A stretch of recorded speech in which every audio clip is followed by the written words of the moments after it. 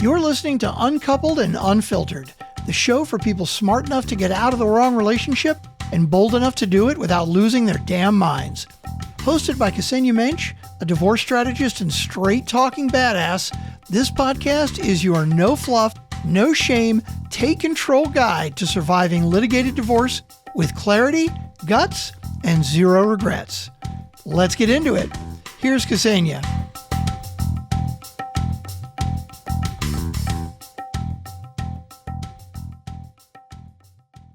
Welcome back to Uncoupled and Unfiltered, the podcast where we stop sugarcoating divorce and start telling the truth. Today, we're crossing the aisle. I'm sitting down with Renee Garcia, a men's divorce and recovery coach, to talk about the side of divorce women don't always hear and men don't always say out loud. Renee works with men navigating separation, identity loss, fatherhood, and the aftermath of divorce. As Renee puts it, he helps men find their balls. So this episode is honest. I have a feeling it may get a little uncomfortable at times, and it's exactly the kind of conversation most people avoid, which is why we're having it. So let's get unfiltered. Renee, thank you so much for being here. Hi, Ksenia. Thank you for having me. I really appreciate it, especially on your platform. So that's really awesome. Thank you. I am so excited about this conversation because we're just talking from two different sides of the same coin. And first, if you don't mind, I would love to learn what got you into this. I mean, I know a little bit about that your own divorce brought you into helping men recover from this identity loss because it is the life-changing event, divorce. So tell me more about it. Tell me more about your experience, if you don't mind. Sure. Look, there's a lot of myths regarding divorce and men. That's the bottom line.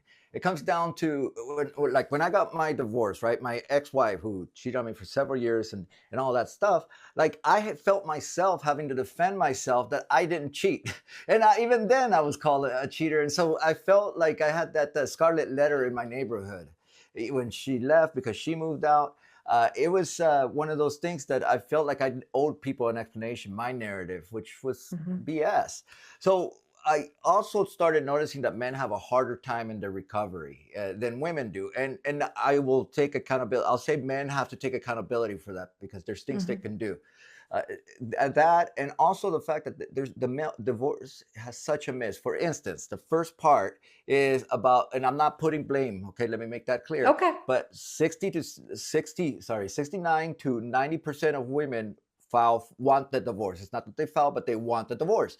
Yes. I'm not putting any blame here. I'm saying there could be very good reasons for the female wanting the divorce. But even me, and I started the research on this, and I didn't get it. It just didn't understand. I didn't believe the research. And then I found that this data comes back from census data from over during the time of the Civil War, and it's been repeated over and over and over. So that's one of the reasons why I took this up. Also, the myth about divorce, that it's harder, that men get shafted. I bought into that. That's not necessarily the case. It's just men don't prepare as well for the divorce court procedure that women do. By far, women have had 2 years to think about divorce until they tell the husband. They're way ahead of the game. So they're more prepared. The guy is still like trying to recover standing 8 count on a boxing match, and he just got his ass kicked, and now he's fighting. He doesn't know to swing left or right. So he's fighting a different battle than he is with his ex-wife. Women, the guy moving out of the house, that's not even the case. It's about 50-50.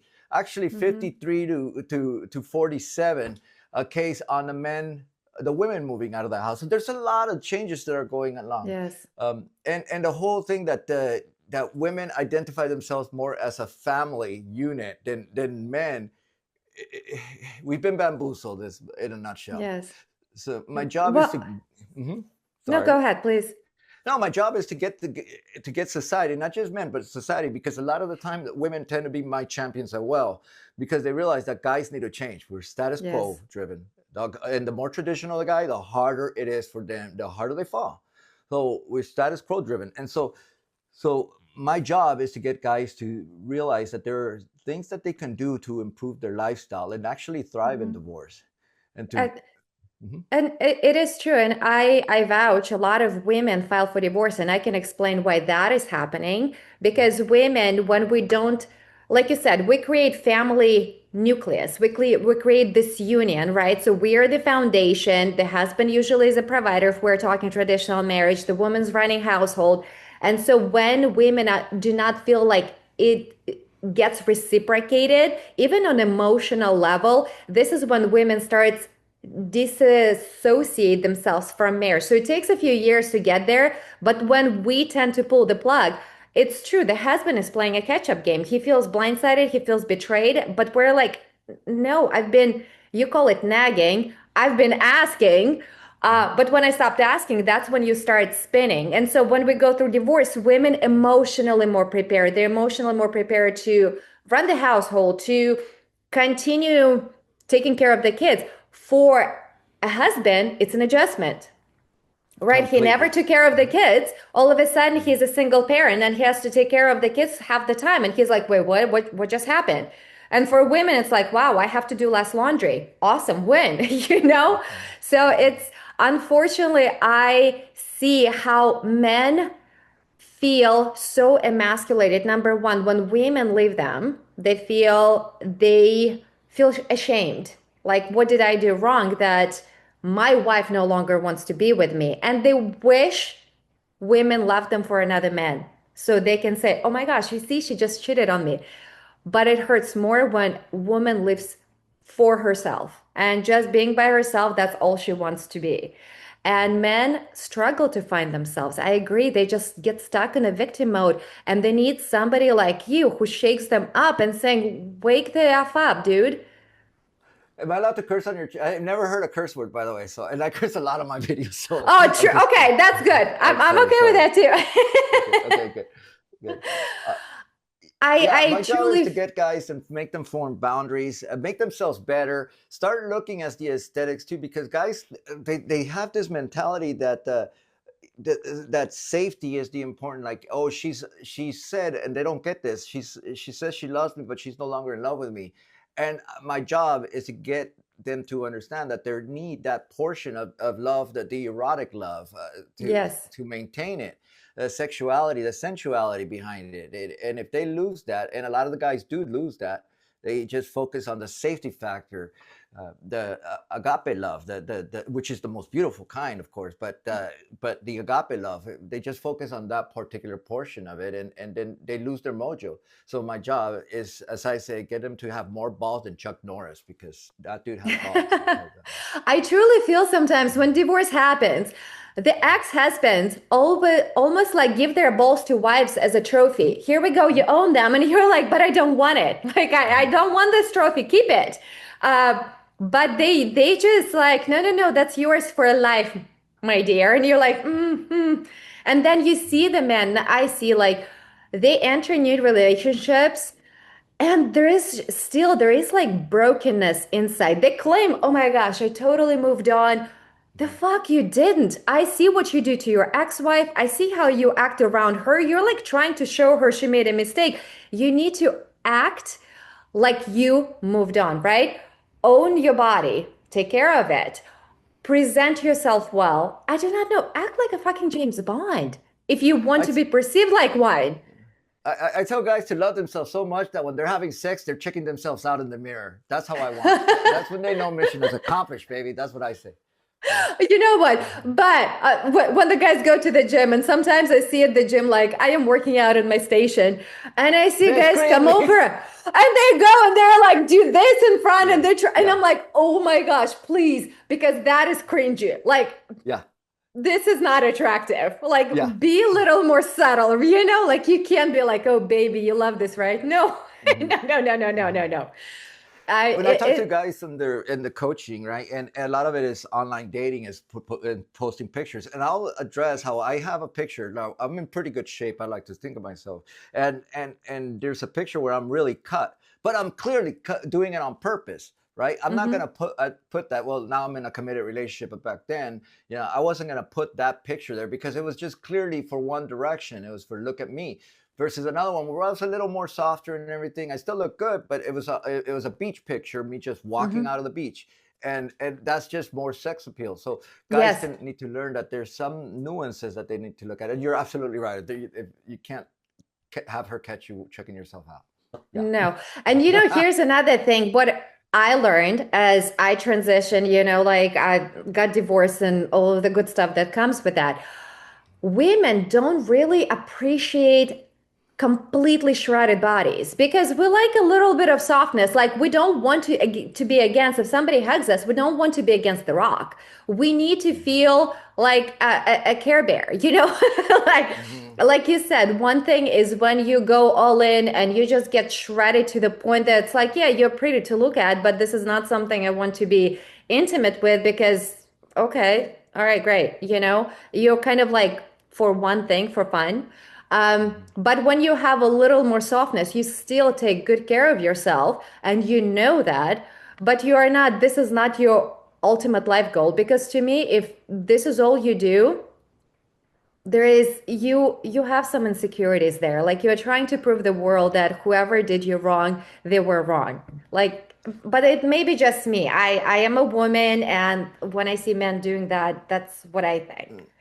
There's a term I work with guys on. It's called sprezzatura, and it's an Italian term meaning like making it look easy, making something that's difficult look easy. Sprezzatura, and that's what I try to teach guys. Like Mm-hmm. just make something look natural, like you're not even trying, and that includes posing for pictures and how to dress, how to style, Mm-hmm. what to wear, how to wear. More important than what to wear. So yeah, that you're absolutely right. If the person's out there that's going to try to look at me and not make it look natural, Mm-hmm.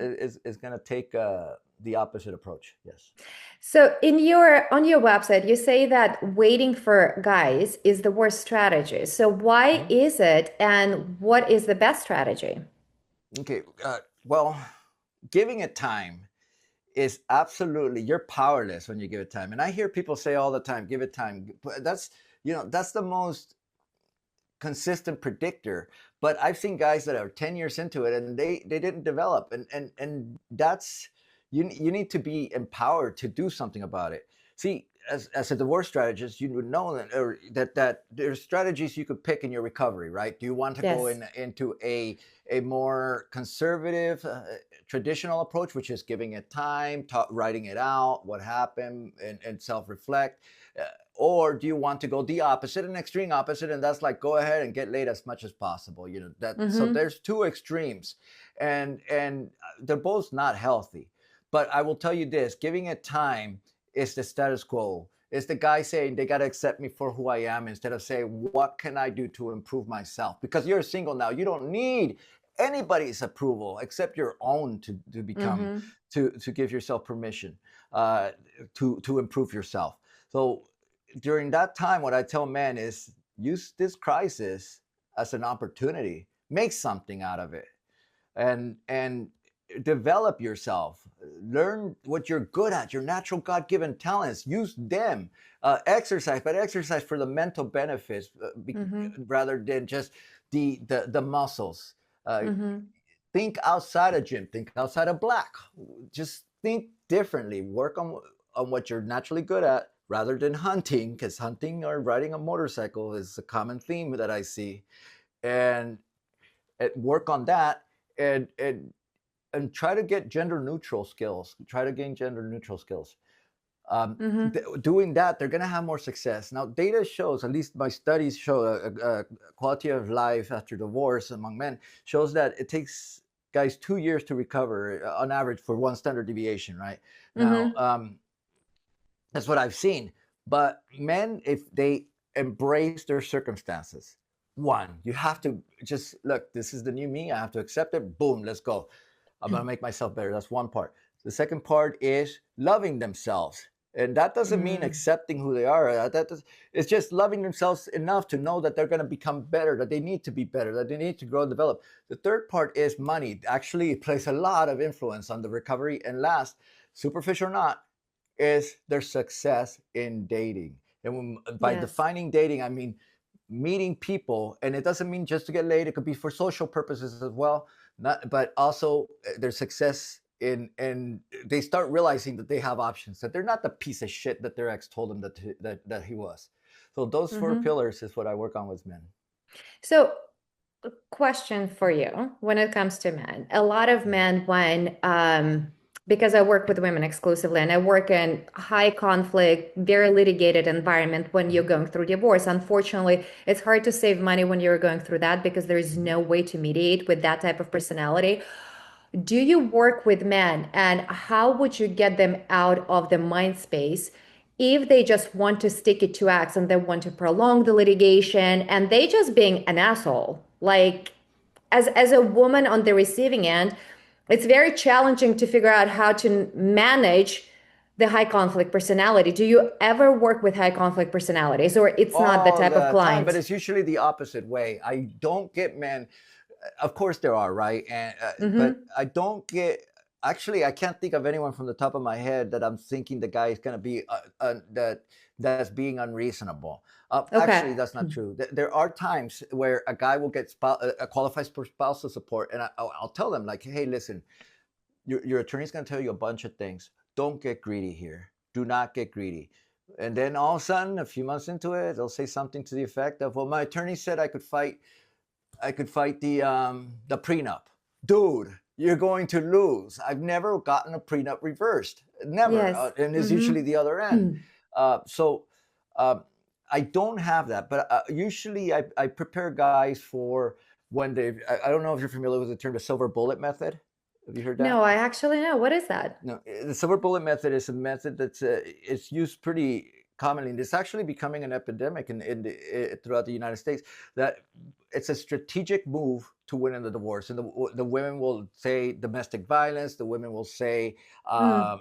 Will claim that he's harassing the spouse. So then all of a sudden the guy has to get a restraining order.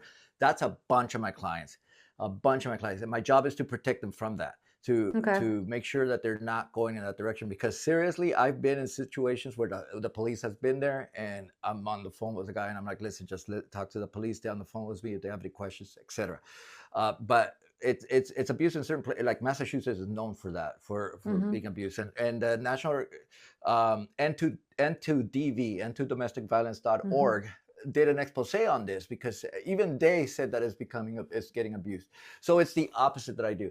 But overwhelming, I tell guys the best bet is mediation, and you want to get somebody like that, and you definitely don't under. I can't think of any circumstance that they want to get a pit bull for a divorce attorney, because Mm-hmm. pit bulls, excuse me, bite back. So. Yes. Oh, I agree. Like when I work with my clients, the same. I wish mediation was an option. I really Mhm, wish. And it sounds like you and I work with similar type of clients, just on a different, mhm, again, gender spectrum, mhm, because you work with guys who are trying to move on with their lives and trying to do it in the financially efficient manner, right? mhm. And I work with women who are trying to do the same. But again, unfortunately, and I will use the word asshole as a gender neutral because Fair women enough. can be so difficult to deal with. And trying also to prolong the litigation, or they fight custody, or they overuse the silver bullet, the DV claims, which actually takes away from women who are experiencing that. And it Yes. muddies the water so much because when I work with my clients, a, a lot of them are experiencing DV. But it becomes like, oh, it's he said, she said, and is presumed innocent while she is because she doesn't have bruises. But let's say he shoved her against the wall. That's not okay if she's afraid That's for her not. safety, Mhm, right? But mhm. again, a lot of women will use it just to scare him. I know, Yes. or Uh, take custody. I get it. Amber Women Heard can be was not an assholes. anomaly. Amber Heard was not an anomaly. Johnny Depp, she just messed with the wrong guy, the number one film actor in the world. But yeah, he didn't want that. Nobody wants that. It's kind of No, embarrassing. But she's not an anomaly. And no, Johnny she's Depp, not. uh, you know, uh, Johnny Depp is neither. And I have a video on that, and on the silver bullet and stuff. But yeah, it works Hmm. both ways. You're absolutely right, and I think yours and my job is to de-escalate it and talk about Yes. negotiation styles.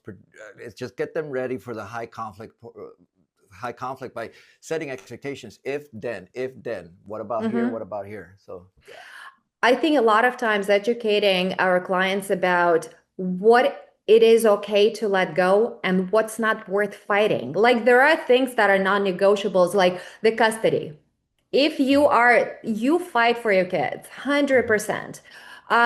But there are some things like if it's a little extra in spousal support, fuck that. Let it go because your peace of mind, your desire to move on is worth so much more than continuing draining money down the money pit of divorce fees. Who needs that?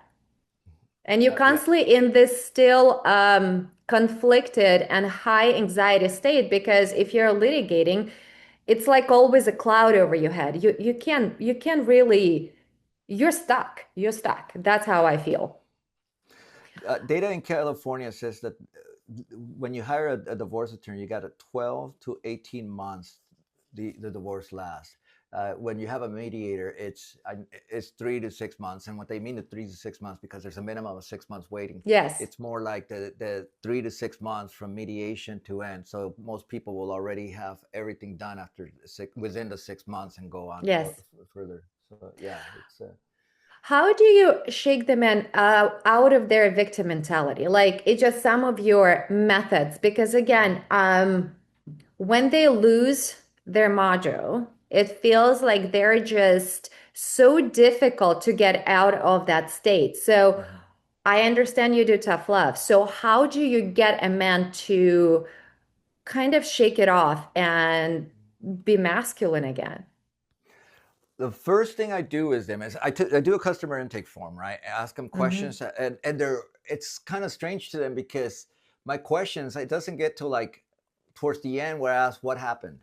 And Mm-hmm. I do that purposely because I want to set expectations that this is not about their ex, it's about them. So it begins from the get go. Hey, listen, last physical exam you had, any abnormal tests, physical limitations you have, weight, that kind of information, medications, etc. So then at that point, what do they do for a living? And I let them know why I'm asking because what they do is not because of the finances, but more because I want to know what they're naturally good at. So if they're Mm-hmm. finance guys, they tend to be more deliberate in their approach. So that's going to be a strength that they would work on. If they tend to be more computer guys, they may be more strategic. So I do in the customer intake form, I do a lot of I do I make sure I do a lot of their profiling. During that Mm-hmm. time, I ask questions like if they're dating, their kids, the difficulties, anything of that effect, their priorities, and they and I already kind of have an idea because they take an entrance exam before they do. So at that point, I give them their options. Here are your options. Here's what you can do. Here's what you got. Mm-hmm. And the first part in the process is self awareness. Look, we all know that what we're not good at, right? Like Renee, you suck at this. You need to work. They definitely know that. Men and women, they both know when they got divorced where they suck at because it's ingrained in us. Mm-hmm. Um, the thing about it is that my job is to not ask them. It's positive psychology. So what are you good at? What are you naturally good at? And let's take them further. An Mm-hmm. example would be uh, I'm really research. I'm a learner. That's one of my strengths. I'm research Mm-hmm. oriented. So I try to focus on that aspect of it to make me a better person. Other people, they may be more deliberate. So they tend to be more no, no, no, no, no, no. They tend to be more patient and want this one result. Uh, it just really depends on the person's. But I work with their strengths and also what they're not good at. Look, you're not going to be good at it. If you try to improve on it, it's going to be draining for you. It's going to drain Mm-hmm. you. So it's kind of validating them. Don't work on this. Work on this. I also do fitness aspect of it and style, guys. Let's face it, guys. It's a legacy our fathers never left us with. Yeah, the style sometimes is leaves much to be desired. I mean, I live in California and guys mostly wear like board shorts and Mhm. hats. Okay, come on. Like there is a time when you kind of have to grow up a little bit and get out of joggers and I do not know. Where's maybe jeans? Like I have two boys. They frequently refuse to wear jeans. All they wear is Yes. shorts. And I'm like, if we're going to a theater, can you wear pants? Like pants, not joggers. And it's a fight. It is a fight. And to me, it's exasperating because I want to raise men that know how to dress. They know the style because as women, we find it very attractive. Like when you're at the gym, yeah, wear joggers. Great. You're looking amazing. But when you're outside, can you please wear something else? And no flip-flops. Ooh, Yeah. flip-flops Yeah. is outside of beach, it's a no. It's a no. And a lot of men here in California, even the gym, they wear flip-flops. Yeah, yeah, I'm aware of that.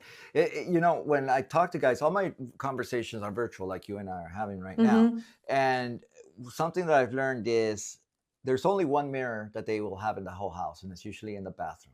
Okay, so that's one reason why a lot of the selfies are taken in the bathroom. So I make it a priority for them. Listen, you got to get a mirror outside. It makes the house look bigger. It brightens up the house. It makes you look more high value. Get a mirror. And the other part is like when I look at their closet, it really is a hangers fest, right? It's got like it's just got hangers with t-shirts hung in different directions. There's no one direction. There's no color coordination, and they may have one or two button up shirts that they use, and that's it. And I'm really surprised. And many of these guys are professionals, but yet they haven't been taught that. So they have to Mm-mm. get comfortable with the style. And sometimes I'll say, like, listen, jeans they stretch now. They stretch Yeah, now. they do. They have spandex in them, and they're comfortable. But wow, that's a game changer, they'll say, because they're not used to that. Yes. How do you work with guys? A lot of times, especially again, if a woman filed for divorce and a guy is blindsided, if he's not over X, a lot of times I think it takes, this is maybe why the recovery takes for men a little longer because they're playing catch up. How do you work with them on that? When you've gone through over 200 divorces, as I say, you kind of know and see certain patterns to watch out for. Uh, Mm-hmm. and so, if we're talking the divorce, that's actually the harder part of it. The hard part is the divorce. The loss is what scares me at night, is what I tell the guys. But Mm-hmm. the recovery is a lot easier. It is so much easier than guys think, because they start realizing that they can focus on themselves, that they can actually say, hey, you know what? A lot of guys are surprised, like, what? I'm not going to get hair transplants. Dude, I got hair transplants. It's okay. Oh, wow. Like they start realizing that it's okay to want to take care of themselves and look better outside the gym. The gym is like a no-brainer. They are always going to want to work out more. Mm-hmm. That's like a thing. And so my job is to get them to think differently and be blunt with them. Like, dude, would you fuck yourself right now? Would you really fuck yourself right now? I'll just ask them.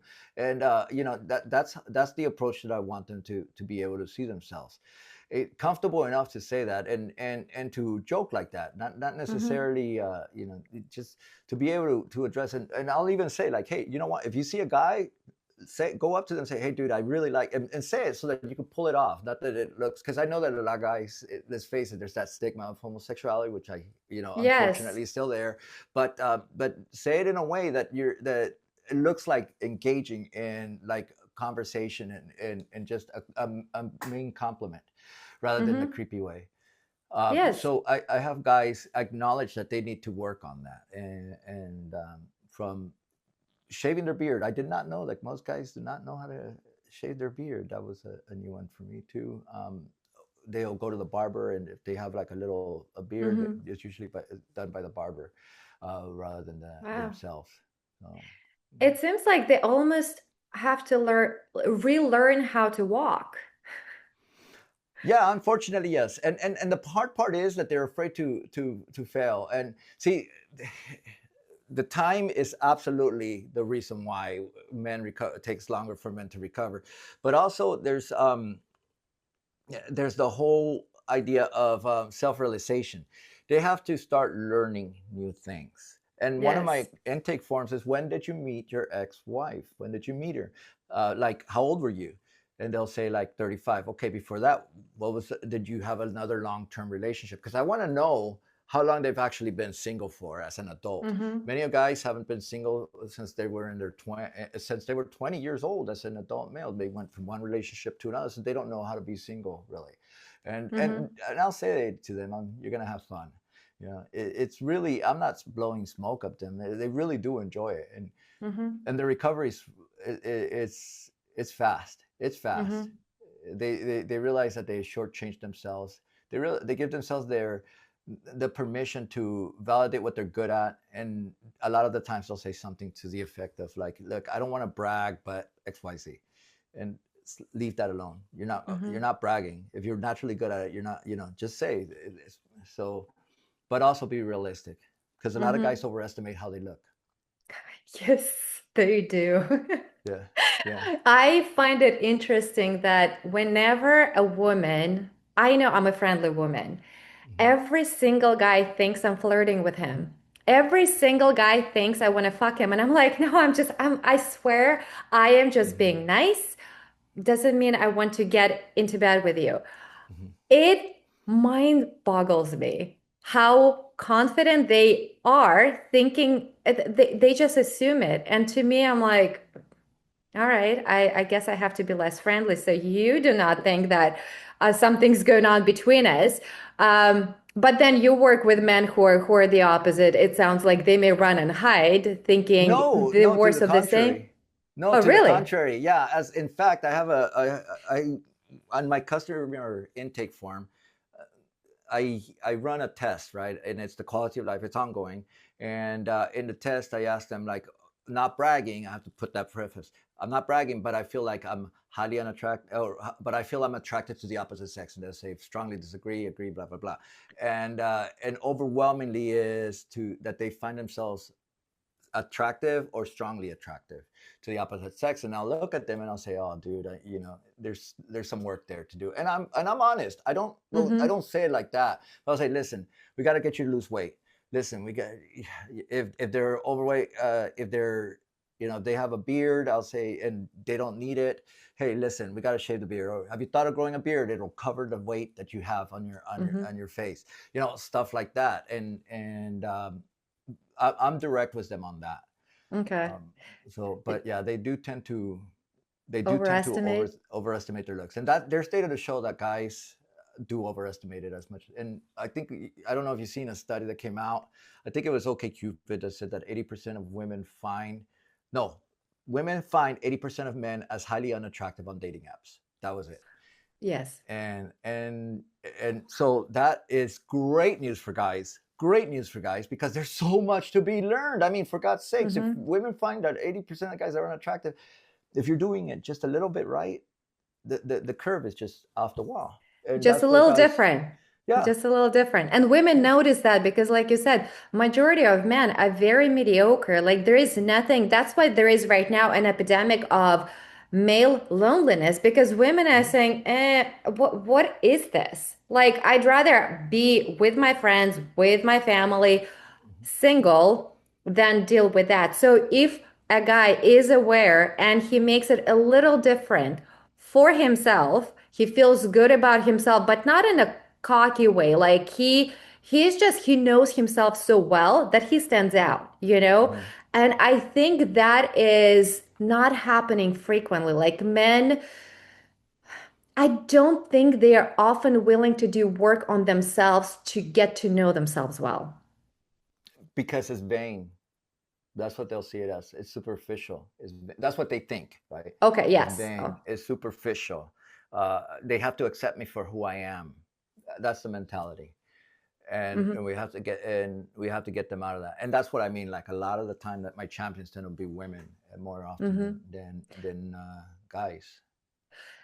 Do you find it men struggle to ask for help, especially through divorce? Because it's almost like, again, it feels like an oxymoron, right? You are taught to be very strong, not allowed to cry, and you have to like figure things out on your own. And here you're reaching out to the coach to help you with the transition. And they can feel ashamed in a way. So do you feel they struggle asking for help? Only the first part at the beginning, yes.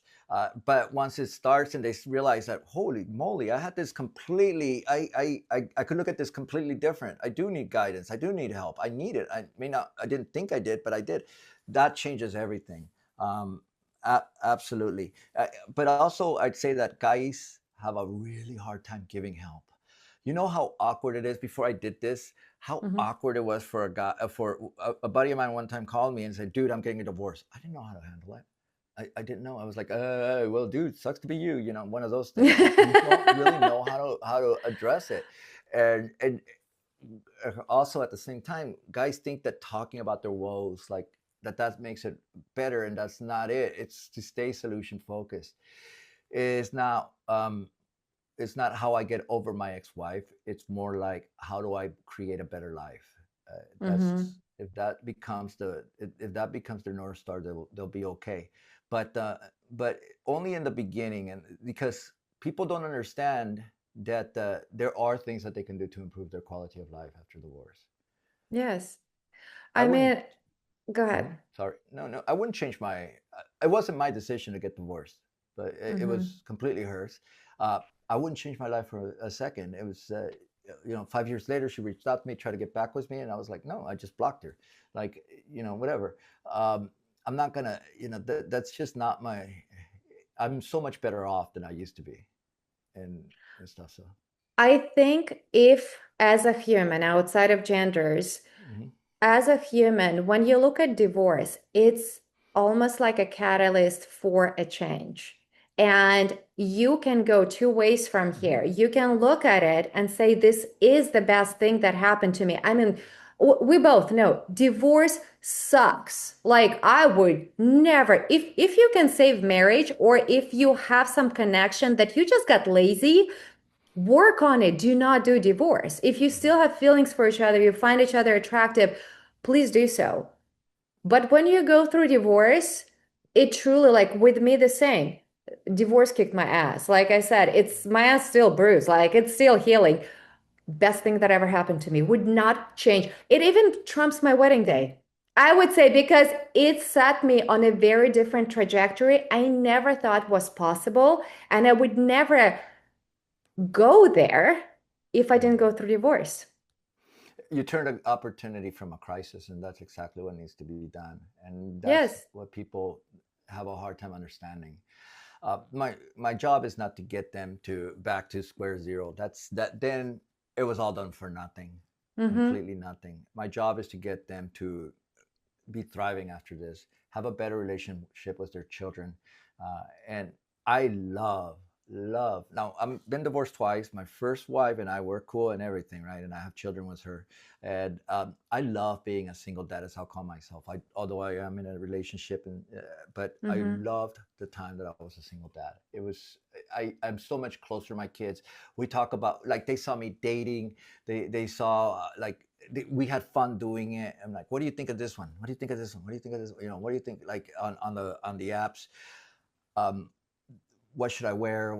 Stuff like that, just to get them to learn. They need to see that a Mm-hmm. man could, a man or a female, like, we Mm-hmm. we can't shame it, and that's a red light. That's a red flag for me. If a girl does not tell their children that they're dating, like, that's a red flag, Mm-hmm. because that's a weakness in communication for me. Mm-hmm. You have to be upfront and nothing to be ashamed of, or you're gonna have too many secrets. If you can do Mm-hmm. that, you're gonna have to. And I tell guys at the same time, you, they're not gonna be your next mom. you know, they're not. So just let them know, hey guys, I need to find a good woman. I need a Mm-hmm. wingman. Help me out here. It's interesting. I'm the same now. I don't do dating apps at all. I kind of like took a I pause from saw. dating just because it's very it's very disheartening what I've seen in dating. It's very sad what I'm seeing in Mm-hmm. a dating pool. Let's put it that way. So, but every time I have a few guy friends, and it cracks me up when my kids, they're what one is 17, another one is 16, and they're telling me they're like, "Mom, you know they're your friends. They're waiting for an opening, right? Like, be careful with that." And I just love it because it's cool to get a perspective now from Mm-hmm. young men. I mean, Mm-hmm. I know that of what they're saying, but I love how they approach and they're the same. I'm like, oh no, mom, like this guy is a no. This one, yeah, you should consider. He seems nice. I Mm-hmm. absolutely love it. But I can tell you from the perspective, I was keeping my dating life very much hidden from the kids. But the reason I wanted to talk to them so badly, but the reason I didn't want it to get to their dad, because as the moment the dad finds out, he's going to try to do something to ruin the relationship. So I was trying to keep that Hmm. out of almost like dad's hands. So it's not that I didn't trust my kids. I wanted to Hmm. make sure that the ex-husband doesn't get the whiff of it and doesn't create make my life more difficult Hmm. because of for whatever reason he wants Hmm. to continue engagement with me. Let's put it that way. Yeah, I tell guys that too. That kids have they're really good at being able to differentiate what they should tell and what they shouldn't tell. And frankly, yeah, that's one of the things that I tell the guys. Like, look, they're pretty good at that. Don't ever say, "Don't tell your mom." That's giving her Yes. too much power. Just let them use their judgment, and they use pretty good judgment on that. And also, uh, it it just it gives the kids the opportunity to get to know the parent, the mom, Yes. the mom, etc. Mm-hmm. And it brings you down to a level of honesty that's pretty strong. I talk Mm-hmm. to my kids about that all the time. I had the sex talk. I talk to them about sex still, not me, not in a respectful Yeah, yeah, way, yeah, yeah. In but more general terms. yeah, yeah, absolutely. But yeah, they realize that that they have. I give them permission to be themselves, and I love the relationship I have with them. We talk Mm-hmm. daily, and that is it's important. And I challenge guys to do that. And of all the guys that have told their children, and I've told them, you got to trust that they're going to use their good judgment on this. Mm-hmm. It's never backfired. So Mm-hmm. so. Do you find it's challenging for men, or they find challenges when it comes to custodial arrangements through mediation court, and they have to fight a little extra for time or be recognized as a equal parent? Oh, completely have to fight for extra time. They definitely have to fight for extra time. That's the part that it's starting to change, Mm-hmm. and but I set expectations up right away. Like, look, there's um, custody exchange, which I'm sure you're familiar with. Yes. They have a site and they give like how much the average father gets in parental time. Unfortunately, the West Coast is about 35%, but there's other states that tend to have more like Mm-hmm. Texas or Florida, 50% custody. So I let them know, like, look, this is where you should be going for. These are guys that actually fought for custody, and that's what they got. They're not in the penal system, like they have a record. Mm-hmm. These are genuine guys that like you and me, and and they do have to fight. And something I do as men on that is I set the bound. I set the tone. I have them talk to their spouse about that, and I let them know it's a heated debate. It's it's going to be a lot of energy, and let them know, like, look, right now, because they're going to want to know. It's anxious, and when people are anxious, Mm-hmm. they need answers, and people will blow it off, sure, just to like shut them up. I Yeah. said, look, I could tell that you have a lot of questions. I don't know the answers. I'm leaving you the information for you to share with your attorney if Mm-hmm. you'd like, but this is what I'm thinking is best for the kids. And just leave it there. Just leave it there. They're going to come to it, and if you come to it in an appropriate way, it's going to help them out. Whatever they want to share, right? Like, of course, Mm-hmm. there's sometimes that I'll use a different tact of like deviate and stuff like that to let them find something that perhaps might not be correct, accurate, so Mm-hmm. that they can fall into a different category if they're trying to give any surprises to their spouse.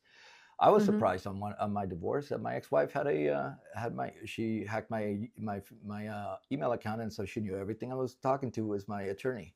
So I have to be very careful with guys when I communicate with them. Mm-hmm. But yeah. Mhm. Why do you think men originally maybe awarded last time? Is it maybe because of job demands? Or is it just the state law? Like in California, it's 50-50, No, unless it's 35 right now. It's well, 35. And it's generally, supposed when to. you go to court, the Mhm. original split is 50-50. That's an assumed custodial time, 50 to one parent, 50 to another, unless the job Mhm. demands or there was a DV involved, things of that nature. but original assumption is 50-50 in California. 50-50 as far as being a community property state and no fall state. That's absolutely true. But right now, what's happening in the trends in California as of 2021 is 35%, and 35% will look like one night, one overnight a week, and every other weekend, and every other week during the summers and winters breaks. That's what they're getting at right now. It's starting to change, though. It is, and I've been in situations because I was in Pasadena. I just left California. I lived in Pasadena, near Pasadena, and I'd go to the Yeah. courtrooms in Pasadena and downtown LA. And I've seen circumstances where the guy would be like, "No, she's not getting any kind of custody. She's not getting any kind." And I was like, "Dang!" And the judge was like, it gave the guy the majority of custody. So it really does matter on how you play the game, on how you approach the divorce. But yeah, right now, unfortunately, it's not the case. And I think a lot of the times is because we let the mom, set the parameters first. So an example would be, I just assumed I was going to get 50-50. I assumed it. No problem there. Well, when I went to the mediator and she goes, you could see them whenever you want. Well, that's 100% custody you're asking for. I could see them, my kids, whenever I want. Under your rules, it's 100% custody. It's not going to happen. So at that point, we went to battle, but it ended up being the standard 35%, which ended up. But yeah, so it is because we don't prepare for the custody fight as much, and I think it's it's not a father's right, it's a children's right issue, and they need their, there's the data to show that if you're a boy with an absentee father, they're going to be absentee fathers. They tend to be. If you're a daughter of an absentee father, you're going to most likely fight for. You're probably going to have children of an absentee father from an absentee father, and we have to stop that cycle, that pattern. So, but we don't prepare. No, I get it. What are your thoughts on the rights of first refusal? Do you recommend your clients include it or not?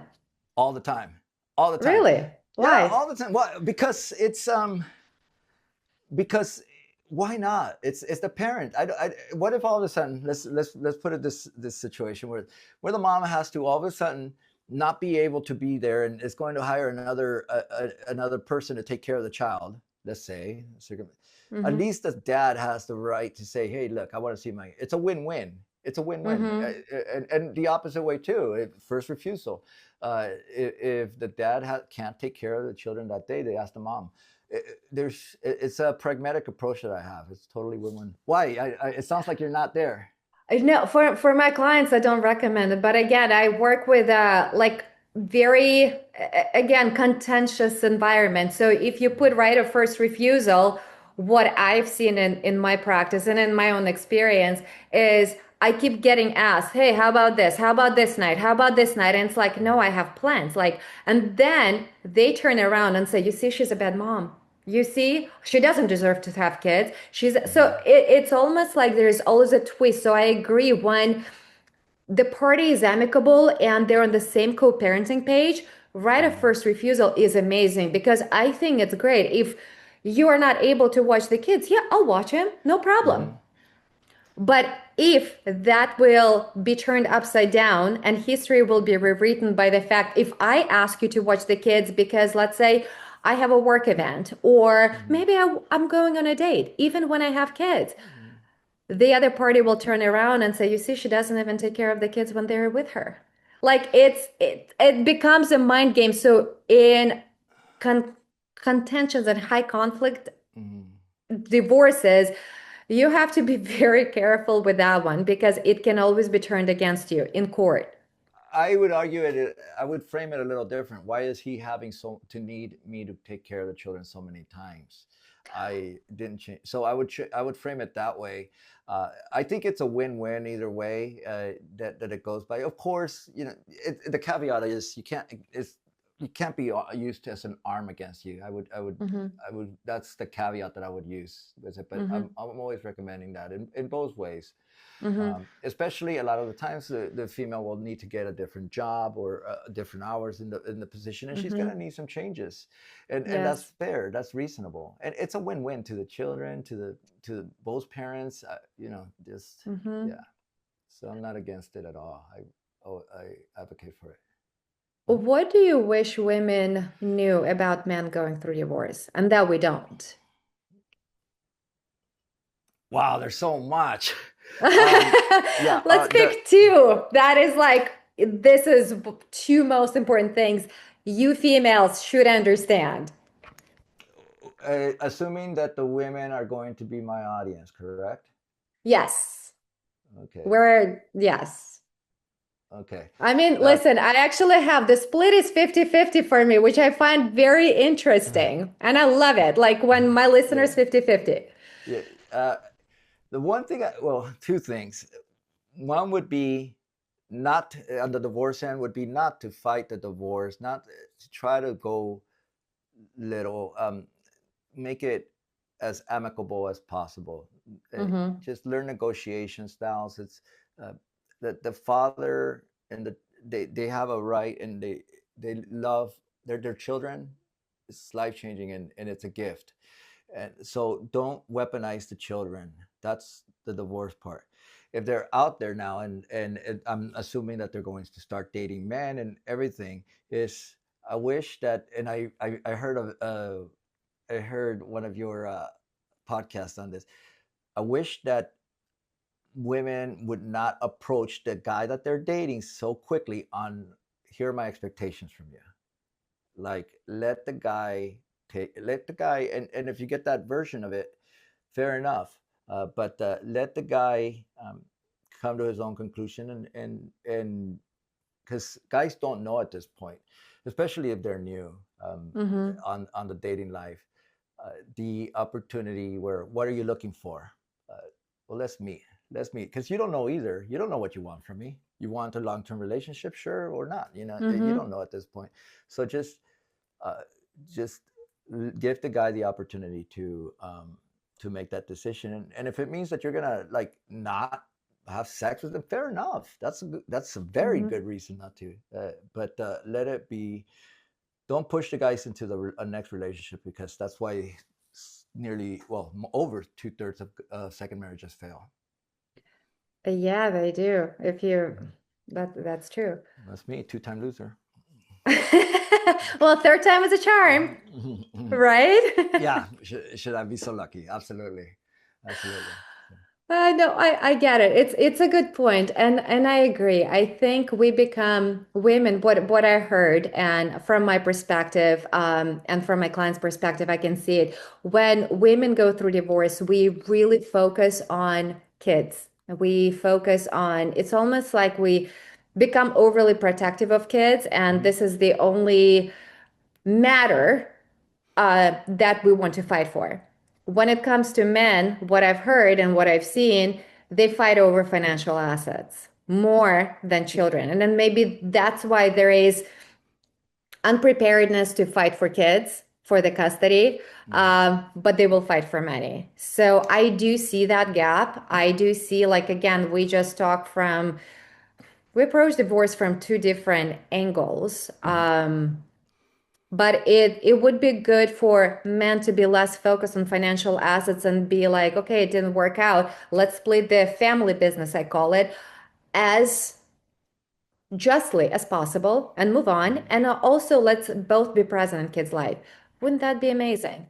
That would definitely be amazing. And yeah, and I tell guys, if you focus on yourself, the data shows that if you focus on yourself, the relationship with your children is going to substantially improve. Even if you already have a good relationship with your children, if you focus on Hmm. yourself, because your kids want to be, they're drawn to that positive energy. They Yes. want that, and they look at their dad, it like, wow, my dad is, my dad's the man. I want to grow up and be just like him, and that's the best compliment every dad wants, right? Um, so you want that, and so I tell the guys, focus on yourself. Do not lead with I got to do this for the kids. if you do that. I Mm-hmm. heard something you mentioning single mom syndrome, and I think a lot of times you have to start thinking, no, is this going to make me a better mom or worse mom? If I'm taking my kids 5 days for, how many days a week for soccer, for football, for this, uh, I'm exhausted. Okay, you know Mm-hmm. what? Maybe it's not making you a better mom. Maybe it's good, fair if you take that a little bit load off of that. Mm-hmm. Train your boys to clean up around the house. That kind of Mm-hmm. information. So uh, all of that. It's just that's the way to go and stuff. So Yes. It's focus on yourself and everybody else will prosper from it because you're in a totally, good place. completely. Yeah, absolutely. I think men just need to get out of that whole stereotype. It comes down to that. The whole Mm-hmm. stereotype of and I had a client once who was he was a high profile client and he sued his ex-wife and he got ended up getting um, alimony. He got his ass kicked. But I told him, I go, listen, you could always give it back. uh, go for alimony because you did move from one place to another to go to live there and you left a practice. Mm-hmm. And uh, and but he got his ass kicked by pretty much everyone. And I wanted to defend him, but it wouldn't a lot look good if he did, if I did. Mm-hmm. Mm-hmm. But a lot of people were like, "Man, could you believe he's getting that much a month?" So, um, but it was a conversation I had with him and said, "You should, you did it. You're living in a different area now, and you should. You're gonna need some assistance." Um, Mm-hmm. just yeah. So that's what I'm saying. I think when it comes to divorce, we're really number one. I think other people needs to keep their opinions to themselves, to be honest. Stop judging because you never were a part of that family. You do not know what it's like. Mm-hmm. Um, so let them figure it out. Be the support, or I always say friends are not the best support because they're biased and they may know your ex and then they feel torn. Keep the friends out of Mm-hmm. it. Find support like coach. I Yeah. mean, I am your biggest cheerleader. I want you to succeed, but I'm also not sugarcoating. If you're fucking up, I'm gonna let you know. Yeah.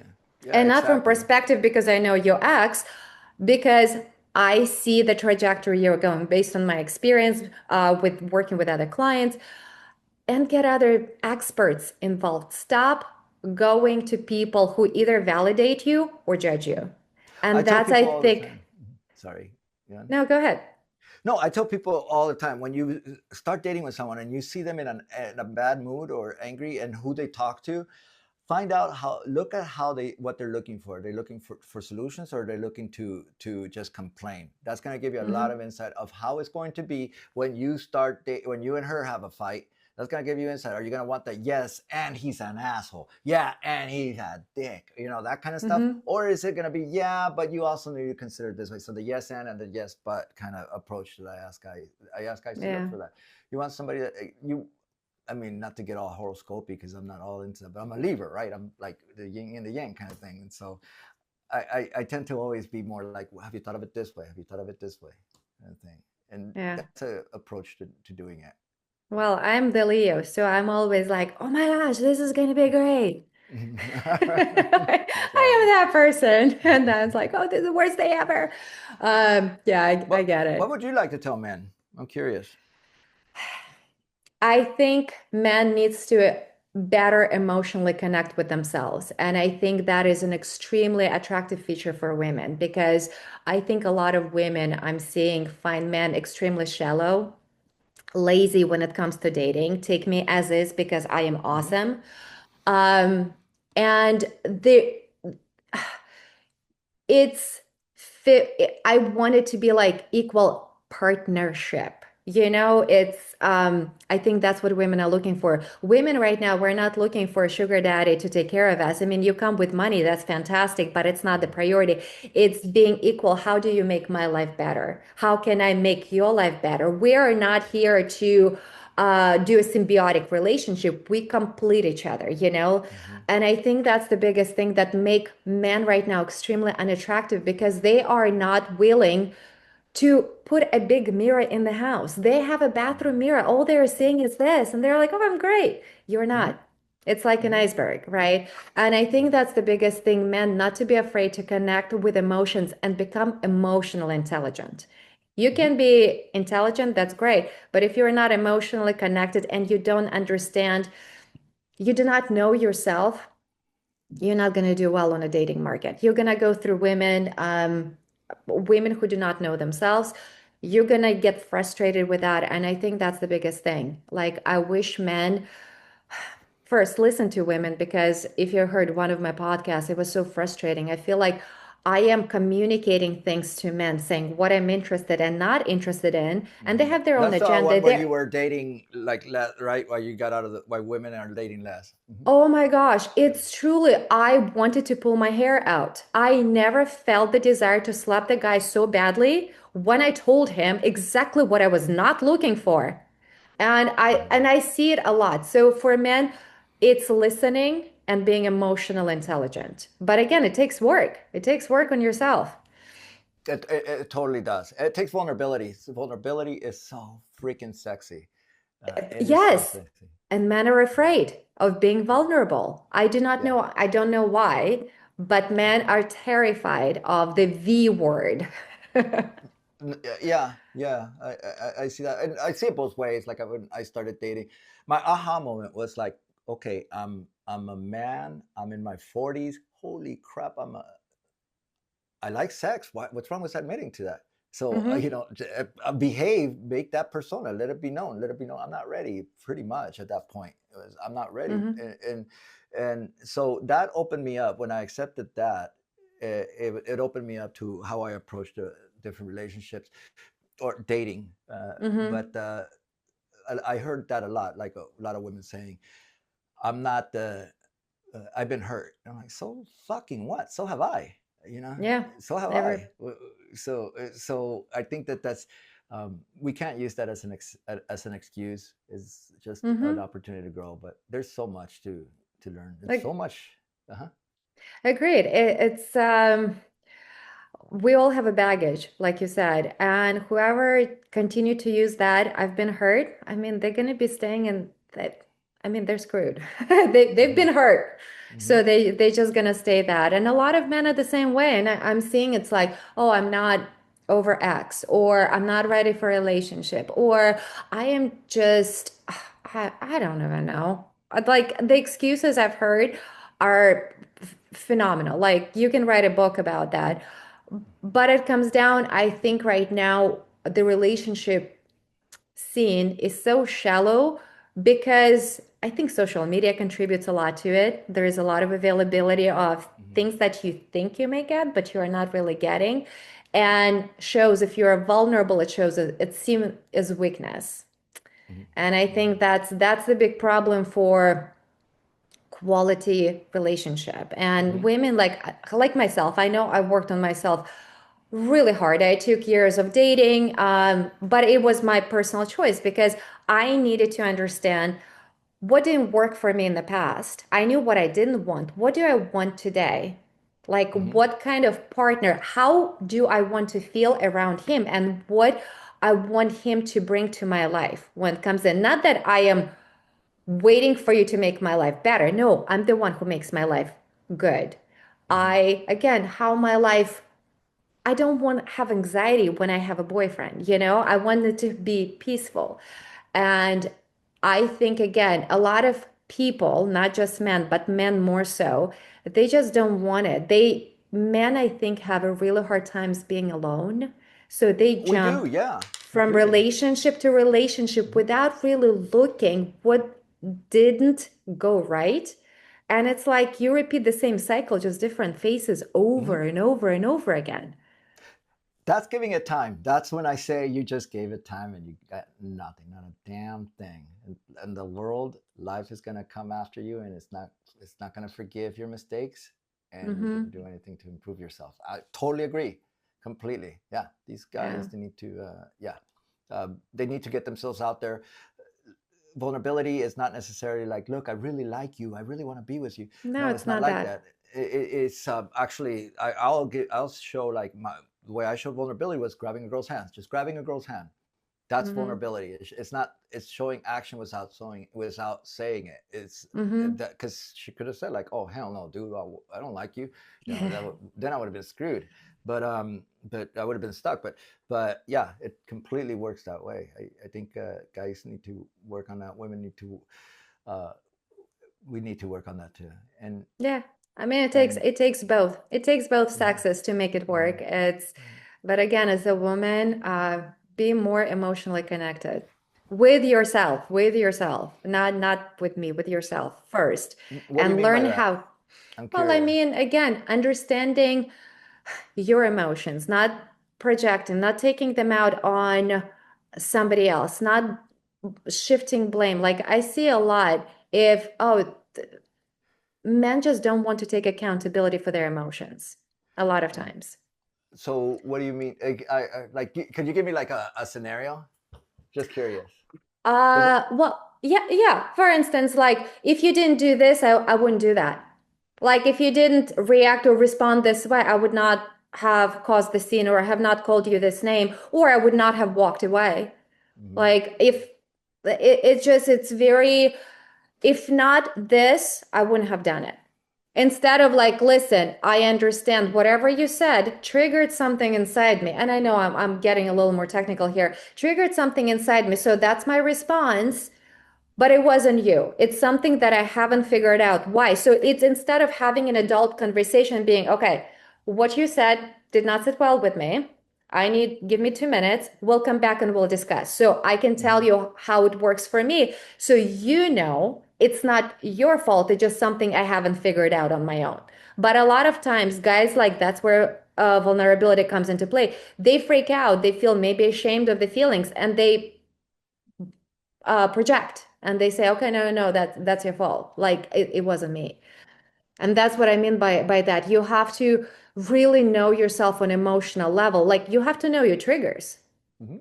No, that's true. There was a time where my sweetheart, she was like, "Why did you do that?" And I was like, "I don't know. Let me Hmm. reflect. Give me time. It just Yes. happened. Give me time. Let me figure out why I did that." And sure enough, it's something that you're going to think about and say, "Hey, you know Hmm. what? Here's the reason why. Here's my reason why." Rather than getting automatically upset, and Hmm. we have to take a step back. It's kind of like what I was saying when the guy when we're talking custody to the female, like she might want to know answers right away, and just say, "Listen, I know everything's new. You want answers to the Hmm. why," but saying it that way. So yeah, it's okay to take a step back and say, "Look, I don't know. I don't know. I'll figure out why. We all have our reasons. I don't know at this point." Yes, but And that is a mature answer. I do not know. Let me think about it. yeah, Versus getting defensive and saying it's not my problem.